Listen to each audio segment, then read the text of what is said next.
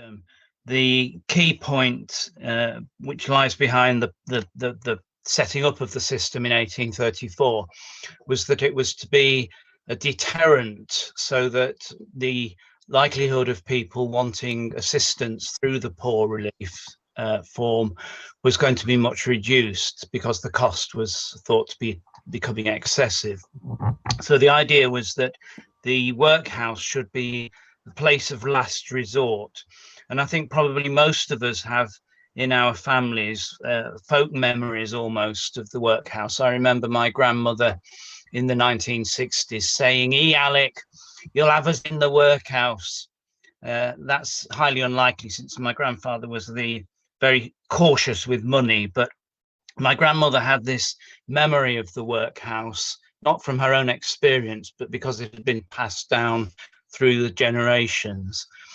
So we have a system which is designed to be uncongenial, to be fairly harsh, a system which is designed to try to minimize the cost.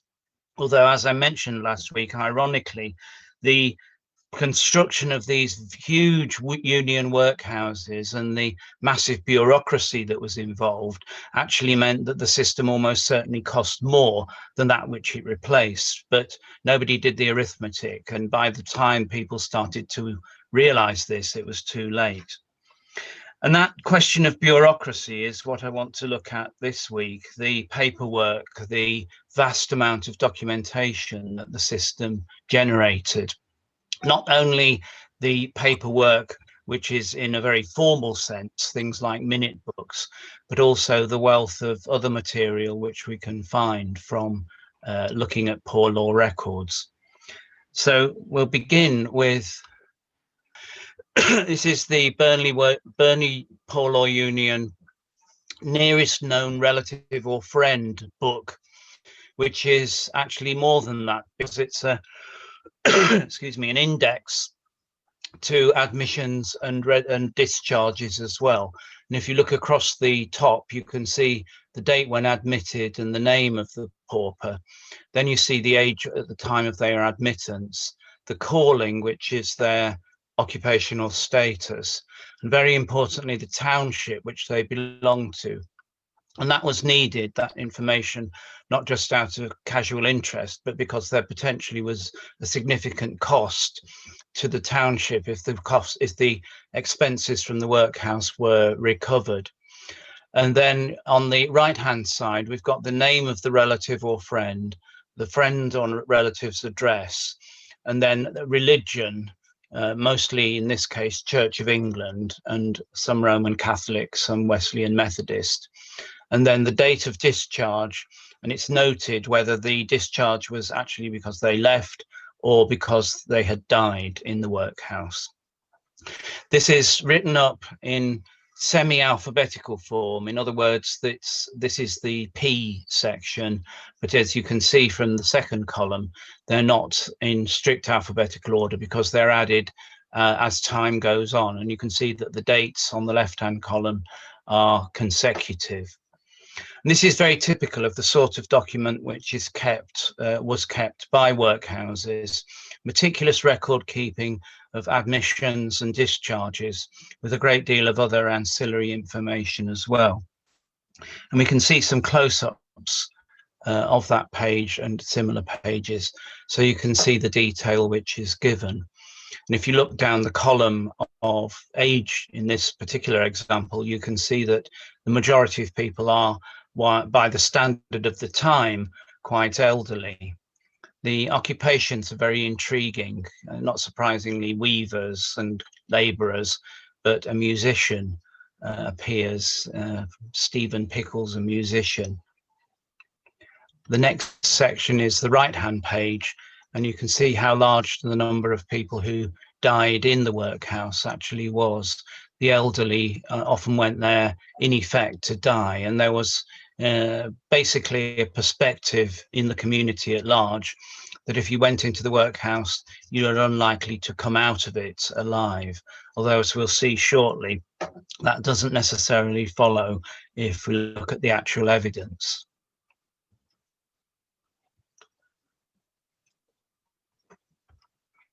And this is from the equivalent document for the Blackburn Union Workhouse. And again, you see the characteristics of the occupations, mostly poor occupations. Quite a lot of people in the Burnley instance were actually out of work, had no occupation at all. The Blackburn Workhouse register gives the marital status of the individual. Excuse me. One of the obvious things about this, and we'll see more examples as we go through, is that,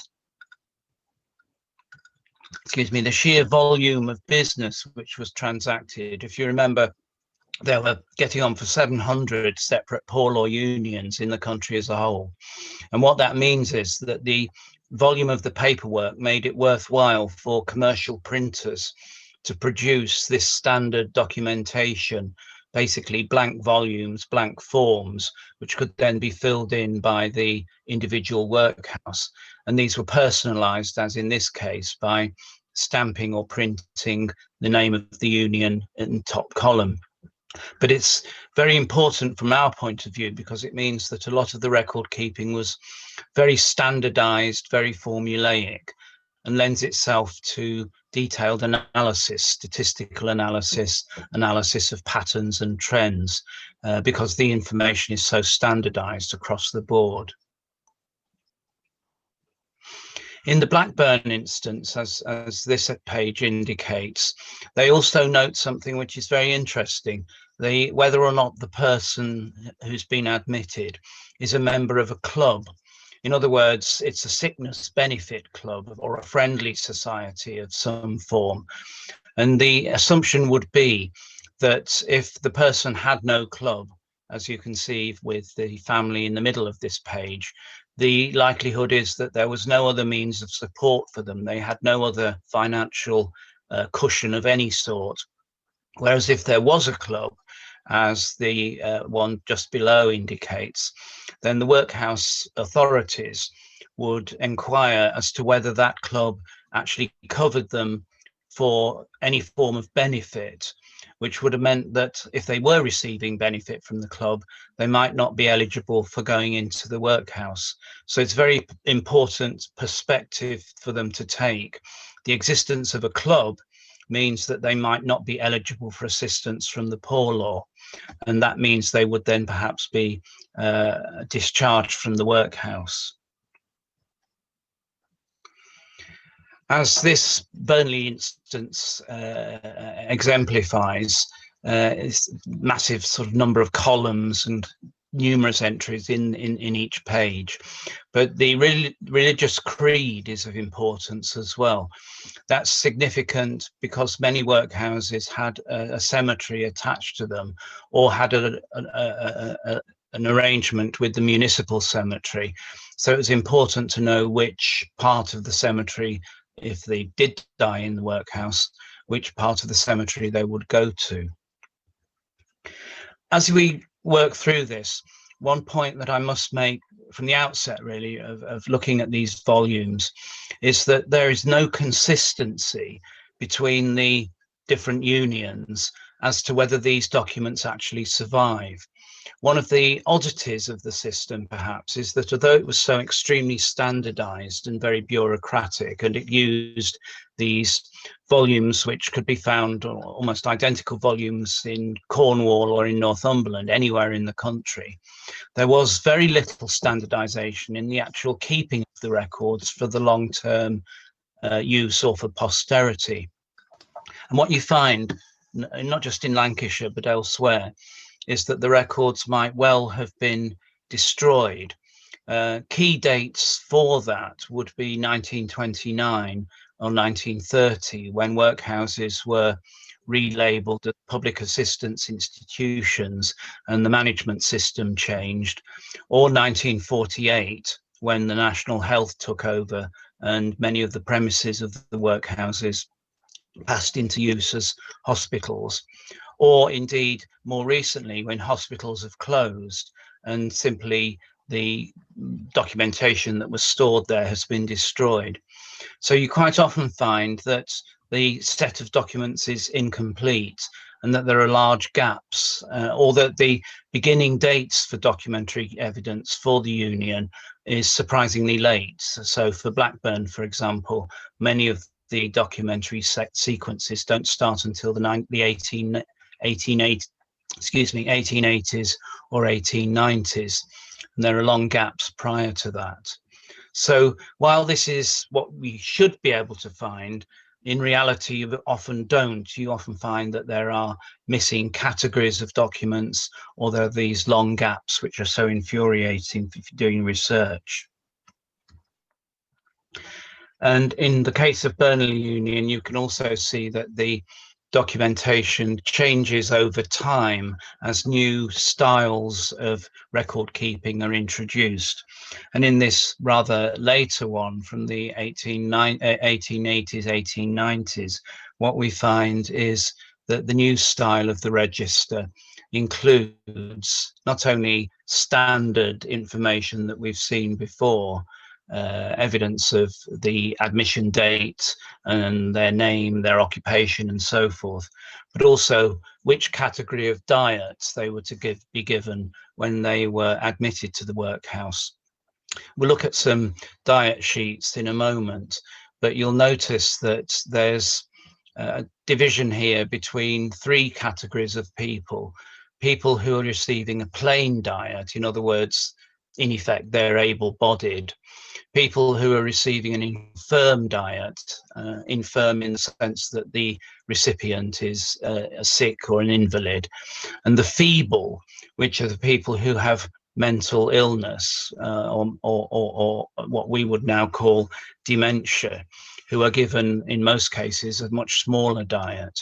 And then there are separate categories of diet for the ages of the children as well. You'll notice just to the right, you can see the categories which were recognised, the fairly crude categories: able-bodied, temporarily disabled, and aged and infirm. And that brings us to the state of the people who are admitted to the workhouse. And some workhouses, and Bolton Workhouse at Fishpool is particularly good for this, they were fairly careful to record in very vague and imprecise terms, but careful to record the circumstance of the individual at the time of admission. And it's very obvious. This was an exercise I did some years ago, just a sort of trial. There is immense numbers of people admitted to the Bolton Workhouse. It accommodated over 1,500 people. And I just did a sample of people surnamed Haslam, typical local surname, for a few years. But the pattern that produced is replicated right across the board. And what you can see very obviously is that people who are admitted are basically categorized as destitute. In other words, they have absolutely no means of support at all. They are without any income or any money. And that the other category is in various ways feeble, meaning mentally probably suffering in some way, sick, and lame or crippled. And that very often these people are actually both categories. So, excuse me, the emphasis here is that the system as it was designed in 1834 was actually working very well. And by that I mean that the able-bodied really genuinely were deterred from going into the workhouse. The act of the emphasis on deterrence in the legislation of 1834 had its effect, and the workhouse was not accommodating people who were able-bodied and should, and I quote, have been able to fend for themselves. But what it meant, as you can see very obviously just from this list, is that the workhouse by the 1860s and 1870s had become a place of refuge for people who were in different ways unable to live a normal life in society. They were either absolutely pauperized, they were destitute of all resources, or they were physically and mentally incapable of looking after themselves. So the hospital role, the role of caring for the sick, caring for the disabled, caring for people who were aged and simply beyond any ability to look after themselves, was very obvious within a few years of the system being set up. And the irony is that, of course, increased the cost of the system, because these people needed special care, special attention, ideally at any rate. One thing we can also see, and this is where which contradicts the idea that people were in the workhouse and once you went in, you never came out again, is that there was a very large number of people who are often called in and outs. In other words, they appear in the registers for admittance, and then they disappear, they're discharged fairly quickly, and a few months later they come back. And just this example from the Bolton Workhouse illustrates that very well. Two children who are admitted at the beginning of February 1871, then one of them is admitted in April 1872, and the two once more are admitted in 1873. And it's very clear from the entries in the workhouse admissions register that these children are unaccompanied. There's no adult with them. It's simply two children, or in the middle case, one, who's admitted without any parent being admitted at the same time. And if we look at the 1871 census, which is very useful for cross-referencing with the workhouse admission registers, we could see a family which has 8 children.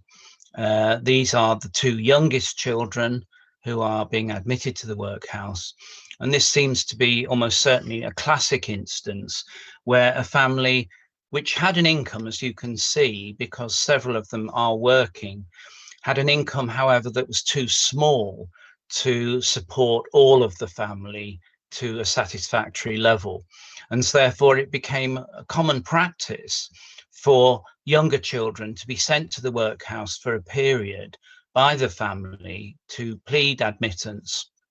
And then, having gone to the workhouse, the family would then try to recoup its resources until they could be released from the workhouse and brought back into the family.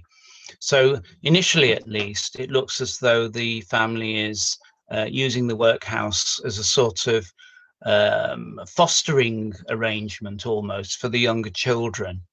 But as you can see from the third instance of their admittance, in the summer of 1873, William Haslam, the father, is in prison for an offence which I haven't tracked down.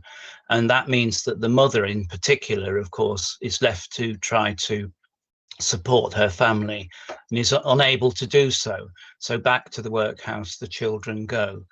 And the evidence indicates that these children, in fact, went into and out of the workhouse on further occasions, as this means as the family's fortunes fluctuated. And here's another example of the same thing. In this case, a woman on her own who is described as sews, etc. A very characteristic description of somebody who tries to make ends meet by doing small odd jobs for other people. You also find people in the same circumstance described as bakes oat cakes. So people would do these sort of petty tasks, which is not to be patronizing, but they were small means of me earning small sums of money. But Betsy is described as crippled and destitute, feeble and destitute. She is given her full name Elizabeth in 1872. And then in the census for the 1871 census, we can see a little bit more about her, that she's actually a widow, she has no family, and she's described as a housewife, but she lives on her own, apparently, and there is no family to go with her.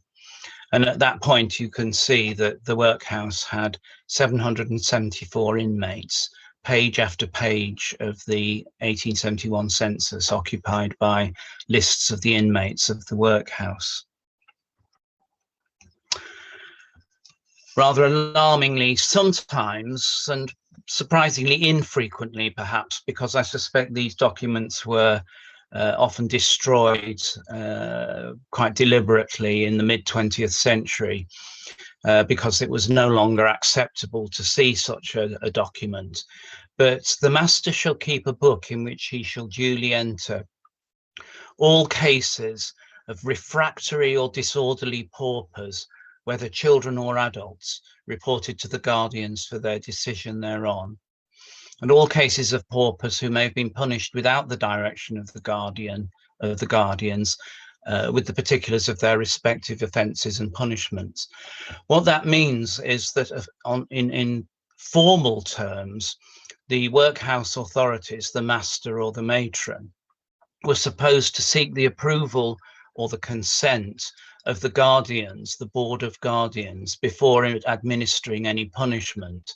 But as the second paragraph indicates, what actually happens almost always is that the punishment takes place and then the guardians are informed. For obvious reasons, the punishment tended to be given at the time of the offence being committed. The Chorley Union Workhouse punishment book goes from the 1870s right through to the 1920s, and I've chosen a few characteristic examples. Mary Ann Sharples, who's been given leave of absence from the workhouse, something which was surprisingly frequent perhaps. And the reasons for leaves of absence included looking for work, or visiting a relation, or something of that sort. She returns in May 1875 in drink, pacing up and down the yards and corridors, using the most abusive and threatening language of the master and matron, defying all authority when requested to go to her own place and be quiet, cursing and using abominable language in the hospital, applying the most disgraceful and lewd epithets to the officers. In fact, she seemed to be a perfect maniac, and classically confined in the padded cell all night. And there are numerous examples of this sort of the behaviour, as the next one illustrates. Paupers who are vagrants or not vagrants, either way, fighting, disturbance, smashing property, destroying clothing. All of these things were surprisingly frequent. And the reason is quite obviously, I think, that many of these people were disturbed people. They were people with mental health issues. They were people who were frustrated and depressed. And being in the workhouse itself was probably an exacerbating factor in all that. In most of these cases, by the 1890s, the workhouse authorities were not taking direct punishing action, only locking people up, but that instead they were prosecuting the paupers and taking them, as you see on the right-hand column, before the mayor, and he acts as a magistrate in the borough of Chorley in this case, and then they're sentenced to prison in the outside world. And you'll note from the previous slide that there's mention of children. And here we've got two children, two boys, John Bennett and Thomas Watts, stealing carrots or carrots out of the workhouse garden, 2 strokes with the birch by the master. So summary action is taken in that particular instance. There are many instances in the punishment book of children being given that sort of summary justice with the use of the birch. The diet which they were expected to survive on was in many ways very substantial in the sense that it was a lot of stodge to fill people up. It's often commented on that the workhouse usually had a garden growing vegetables, but that the vegetables are normally sold on the open market in the community and weren't used for the sustenance of the people in the workhouse itself.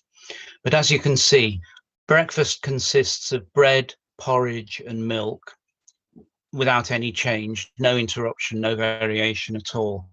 Midday dinner consists of small quantities of cooked meat, but a lot of potatoes.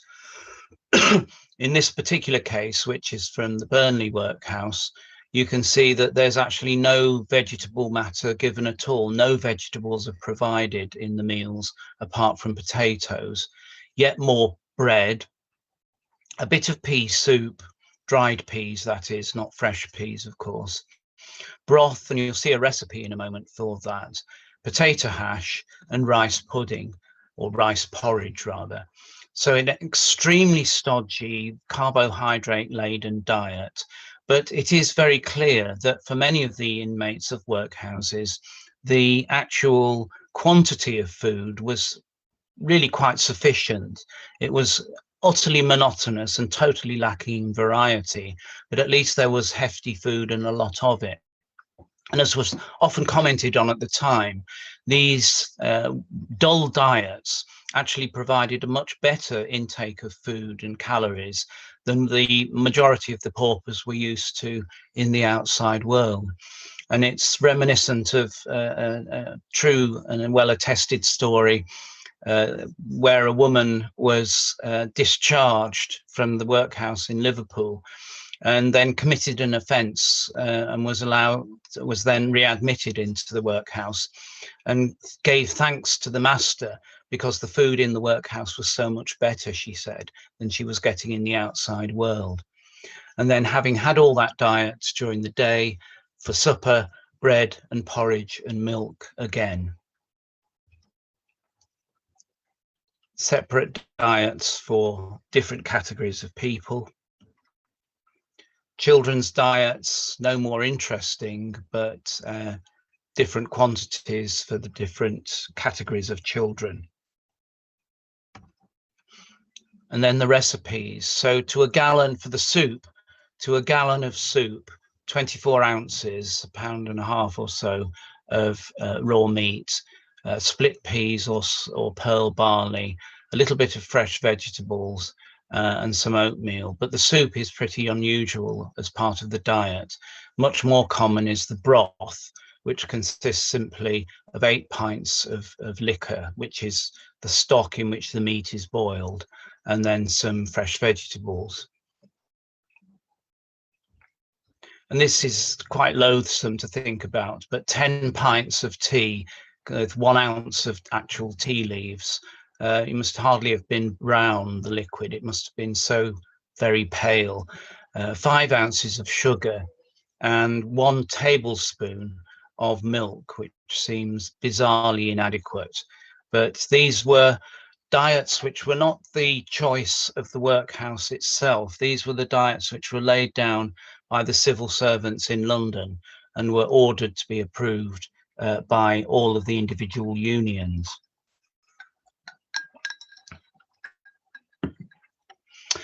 One category of document which is often, I think, underused is the minute book. Minute books tend to have a better rate of survival because they're a legal record of decisions that were made by the poor law guardians.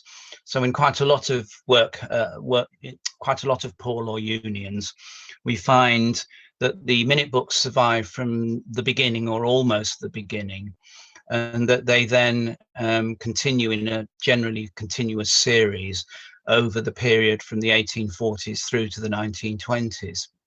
And through the minute books, we can chart the individual decisions that were made, which affected the life of the people, the inmates in the workhouse.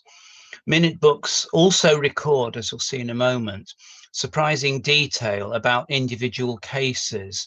And from the point of view of people doing family history, the minute books are actually more informative, but potentially, than the admission registers, because individual cases will be described in some detail. This is from the filed Union Workhouse, or filed Poor Law Union, based at Kirkham. And that particular workhouse was opened in 1845, having been built in 1844-45 to replace the old workhouse that was in the town of Kirkham itself. And here, excuse me, here we have one of the minutes for the purchase of clothing and bedding for the furnishing of the workhouse, the new workhouse. And you'll note that samples have been furnished by Messrs. Clayton and Clarkson of Preston, who are dealing in clothing in particular. So the tenders for the supply of goods to the workhouse have been sent out and received back in, and Clayton and Clarkson have been asked to provide samples. And the list which follows gives an idea of the materials used for the workhouse uniforms in particular.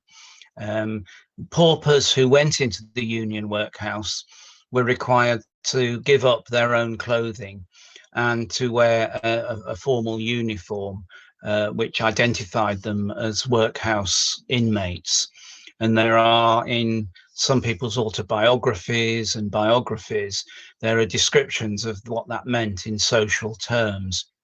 That one which comes to mind is from Ashton-under-Lyne, where the children in the from the workhouse wearing grey workhouse uniforms were paraded through the streets every Sunday en route to church, and passers-by would throw them bits of food to give them some sustenance or variety of diet. So they would hand them buns and other delicacies because they were the objects of pity and the objects of charity. So this is the order for the articles which were to be purchased to provide the uniforms and the bedding for the filed filed Poor Law Workhouse. And we can see here that this is a very standardised system, buying in bulk, and this is going to be approved by a civil servant on behalf of the Poor Law Commissioners down in London. And this could be good business for local tradesmen. It's easy to imagine that a workhouse like Bolton or Burnley or Blackburn or Preston, with 1,000 to 1,500 inmates at its peak, represented a very large market for basic produce. And in the filed Poor Law Union, we find all the records in the minute books of the entering into contracts with the suppliers of basic goods, usually on an annual contract, with the price to be negotiated if it's renewed.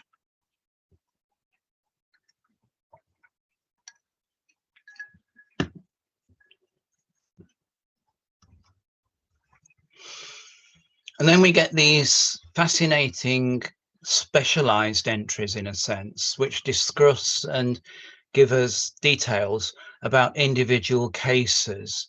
And these are written up in the minute book because they're cases which are non-standard. In other words, they either involve people whose circumstances need special attention, or they are involving people who come from elsewhere, or, as in this case, they are basically describing a sort of negotiation that takes place.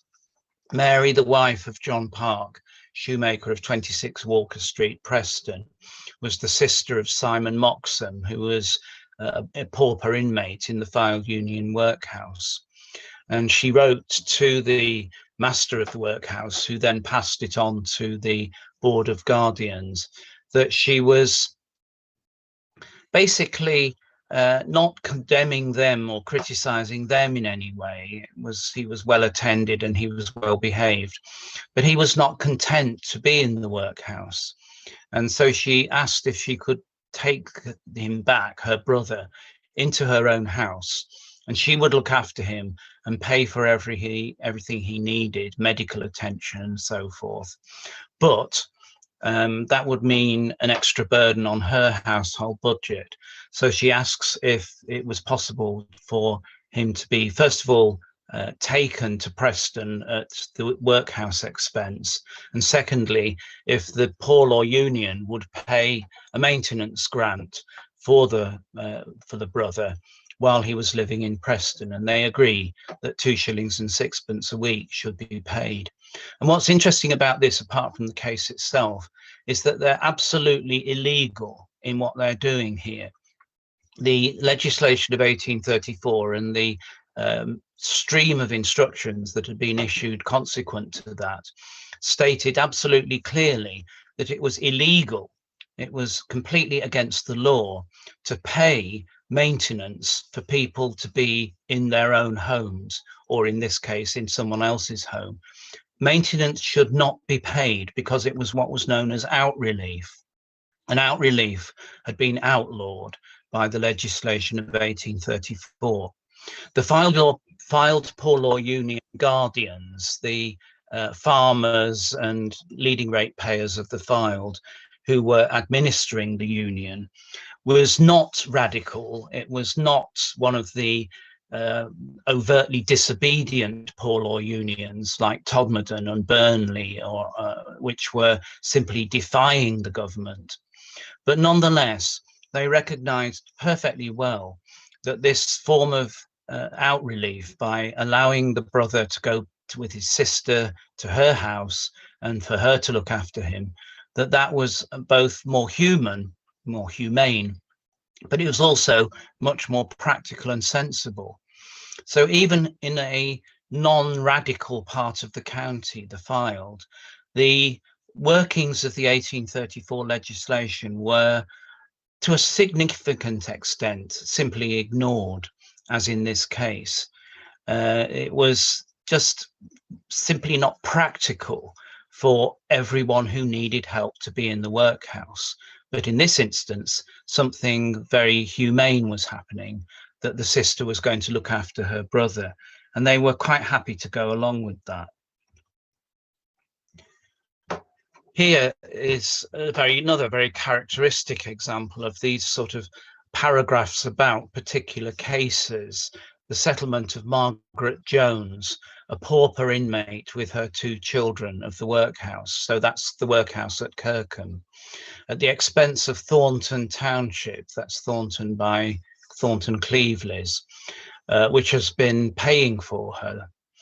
And they had investigated the case because she's clearly not a local woman.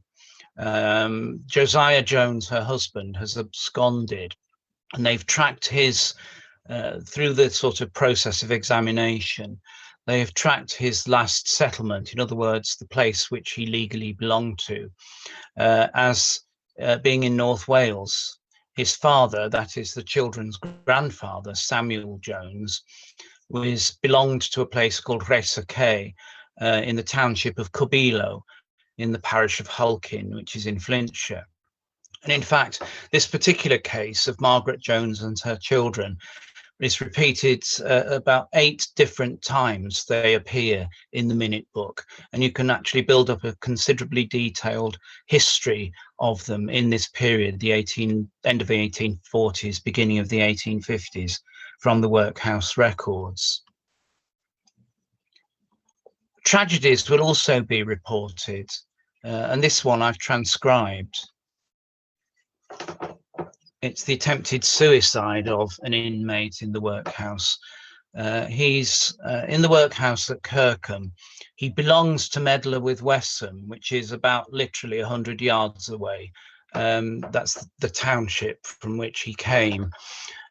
He's 80, and so therefore he's very old by the standards of the 1840s. And he attempted to destroy himself by cutting his throat. And they bring in the medical officer for the workhouse, who gives him medical attention, dresses the wounds, and is optimistically of the opinion that he will get better. There's no reason apparently for this suicide attempt that they can see, but the doctor decides he's not insane, but it arises from his depraved disposition, he being well known as a desperately bad character for a long time.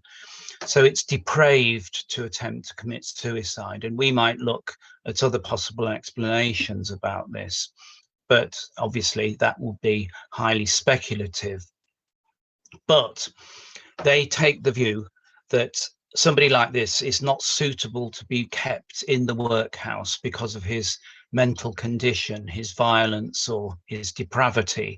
So he has to be taken from the workhouse and put with relatives or friends. And the cost of that will be borne by the township, that is, by the few ratepayers of Medlock and Westham. So these instances give us increasing opportunities as we read through the minute books to build up a picture of how the system was operated in a day-to-day way. And one of the things that's very striking is just how frequently circulars are received from central government, circulars which are giving instructions or orders to poor law unions up and down the country, or circulars which note changes in policy on the part of the central government. And paralleling with that is a wealth of documentation to do with letters and similar exchanges, memoranda and letters between the civil servants in London and the poor law unions in Lancashire. And it is unfortunately the case that for many of those sources, we have to go to the National Archives down at Kew, because those letters are kept as copies by the Poor Law Commissioners and now are in the Poor Law Commissioners' papers in the National Archives. I'll come to an end there because the time is running out, but first of all to say thank you to the Friends of Lancashire Archives. If you want to find more about the Friends, if you're not a member and you would be interested in joining, then you can find out from the website address that you can see down at the bottom there. And the last slide, I'll go back to this one in a moment. Anything to do with the workhouse, there is one of the best history websites of all is Peter Higginbotham's The Workhouse, A Story of an Institution. That email, that website address. It is quite outstanding as a resource. It is definitive and authoritative, and it has every single separate poor law union described. The workhouses both before and after 1834 are described, and a wealth of other material.